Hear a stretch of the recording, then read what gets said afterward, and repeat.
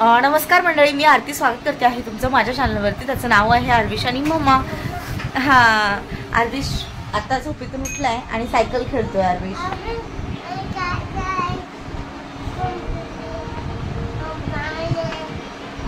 आणि आर्विश blog shoot करायला लागला. रात्री ब्लॉग शूट करत होता मी. एवढी हसली कसा करतो म्हटलं बरोबर.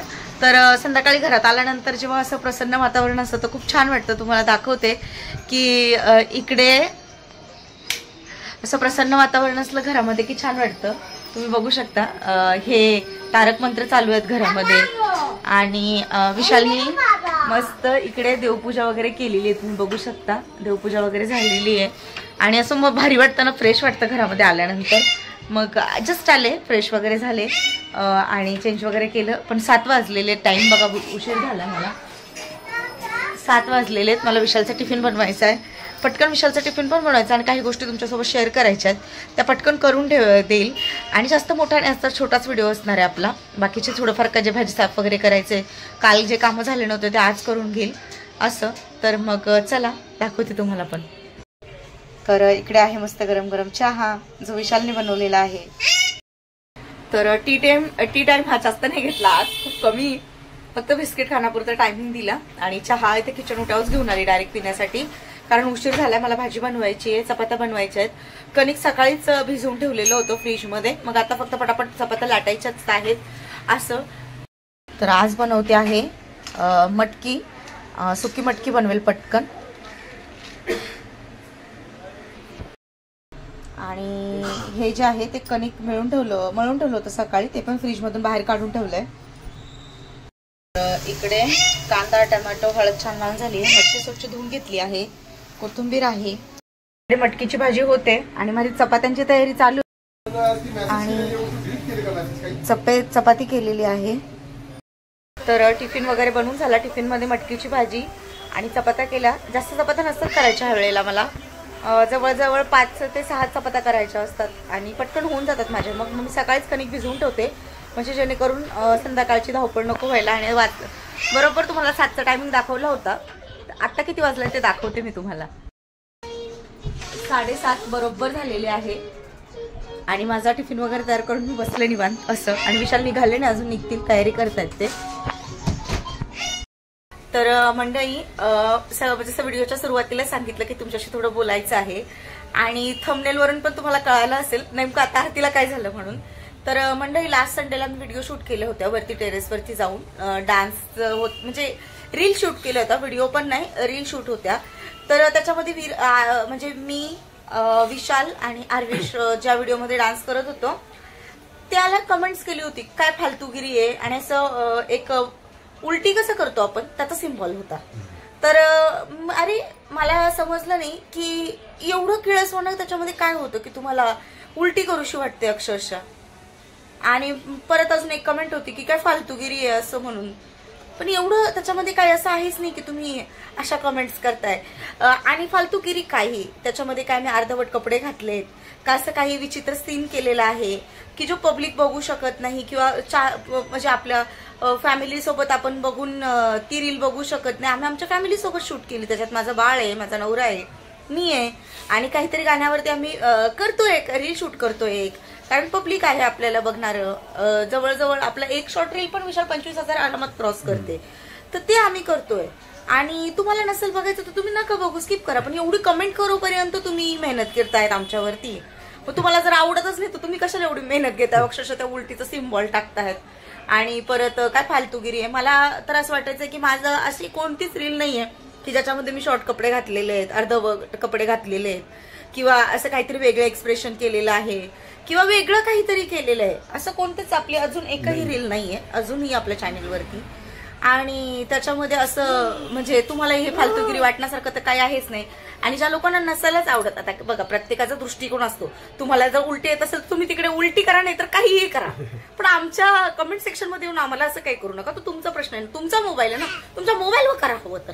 ते आमच्यापर्यंत नाही पोहोचणार, ते तुमच्या मोबाईलवरती होईल, कळलं. पण आम्हाला का कमेंट करताय तुम्ही, आम्हाला कसं सांगतायत की असं होतं तसं. नाही आवडत तर नका बघू ना, विषय सोडून द्यायचा, नका बघू आणि कमेंट सुद्धा नका करू.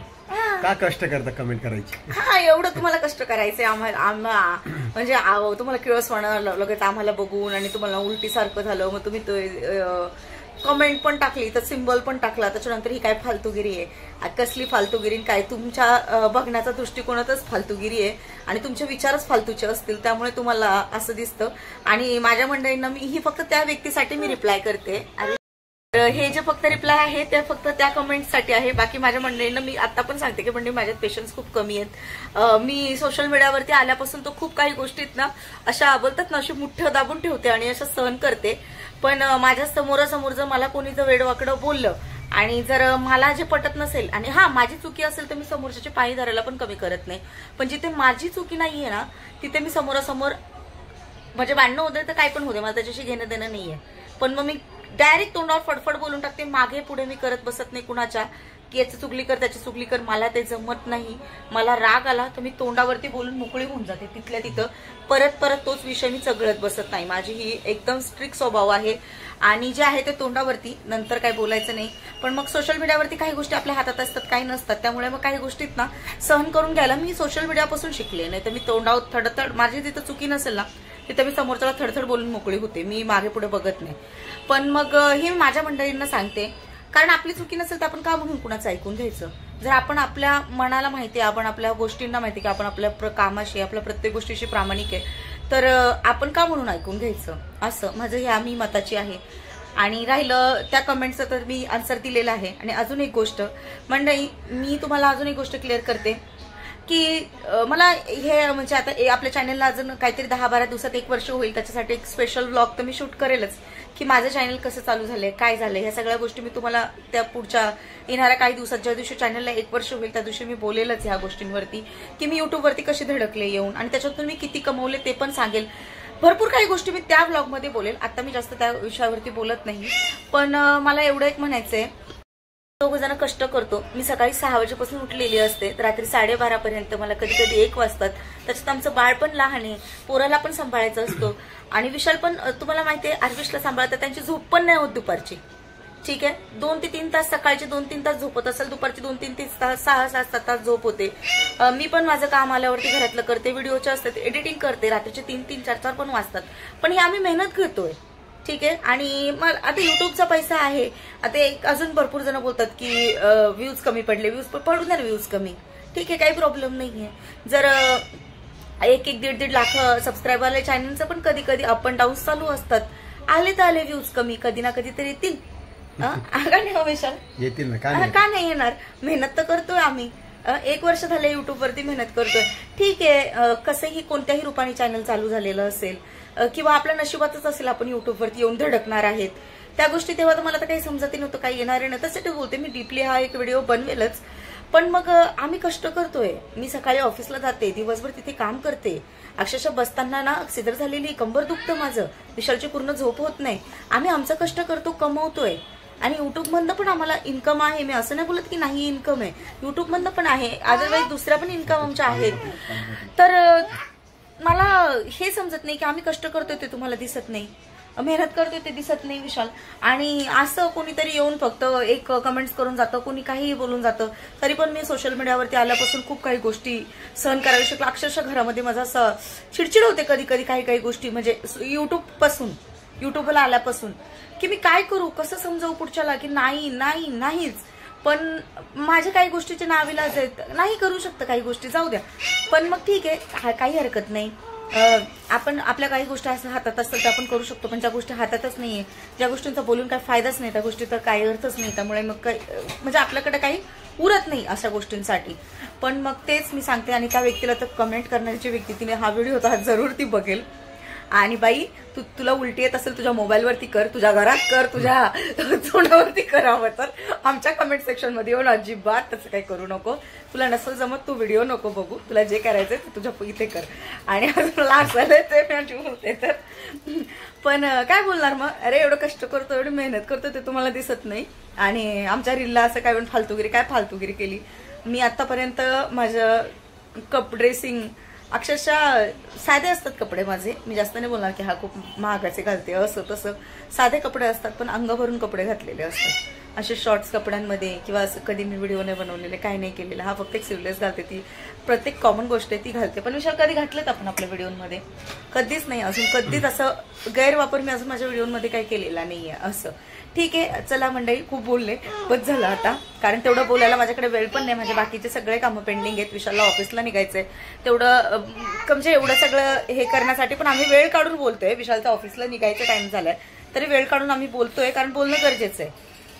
इकडे विशाल निघालेत आणि हा बघा आरुष म्हणतो मला सुद्धा पण यायचंय. आरुष म्हणतो मला यायचंय. तुला यायचं बाबू? तुला यायचं? कामाला चाललो. बाय. चला बाय करा. चला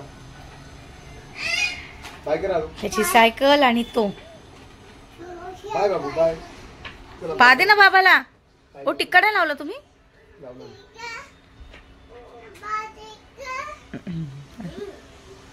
अरे ऑलरेडी बाबाला लेट झाले यार. विश तुम्ही लावलेला आहे ना, तर त्याने मागितला. बाय बाबू. चल बाय. ओके बाय, काळजी घ्या.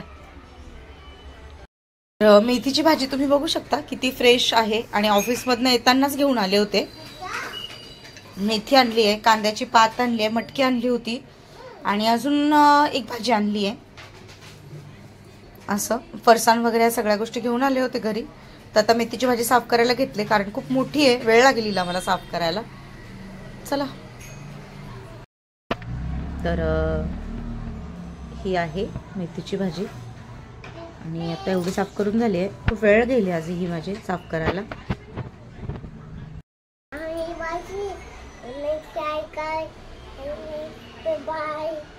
काय काय मेथीची भाजी बोल. ही आहे भाजी. हा युट्यूब पण आहे का? बोल ना.